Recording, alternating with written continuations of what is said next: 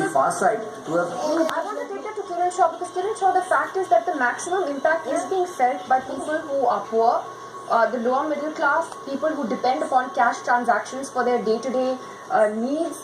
That's how they do business. And now these are legitimate transactions, but they are in cash. And all this currency that is banned is 85% plus of the currency that's in circulation. Suddenly that's gone away. So now you have laborers who haven't been paid. You have people who've been, farmers who've been affected, people who've been affected in all different ways. So I think it's very easy for all of us who are lucky enough to have debit and credit cards to be relatively unaffected by this. But what about that part of India which doesn't have bank penetration, which does depend on cash and legitimately? So what do we do? Yeah, so I think there has been a lot of collateral damage caused to the poor and to the rural folk, and I think that's what the pain is. But having said that, I think the clear objective of demonetization was to basically get a lot of black money out of the system, and also terrorism, was something that was funded with black money or fueled with black money is what the government felt.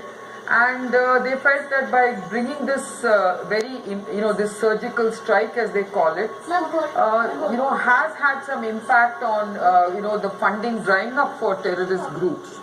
And on the other hand, I think there has been some impact, I'm sure, on the real estate sector. And I'm sure, of course, it has also impacted other aspects of political funding. So I think overall, if you really want to clean up the system, well, unfortunately, there are no easy ways of doing it. And I agree that maybe there was a sort of a phased way of doing it, but then I don't know whether it would have been that effective. So I think we are going through a lot of pain points. I agree with that. And I agree with you that at our levels we don't feel that pain because of plastic currency.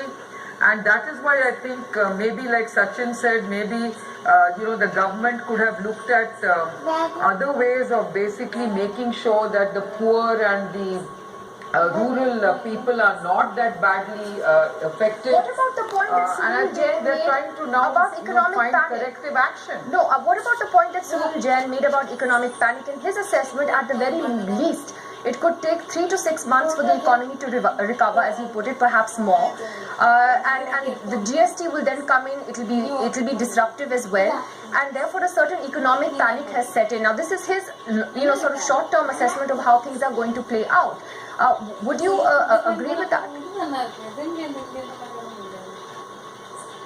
Not quite, because I think today businesses are pretty self-sufficient when it comes to the fiscal transactions that it has to pursue, and those businesses that are run with very high levels of governance, I don't think are going to be that badly affected. But there is certainly many sectors that rely a lot on cash transactions, which unfortunately will affect those businesses. Like you just mentioned, real estate is going to see a dip. I think you're seeing the jewelry business also going to take a bit of a dip, and these kind of businesses are going to be impacted. But by and large, the technology sector is certainly not going to see a dip.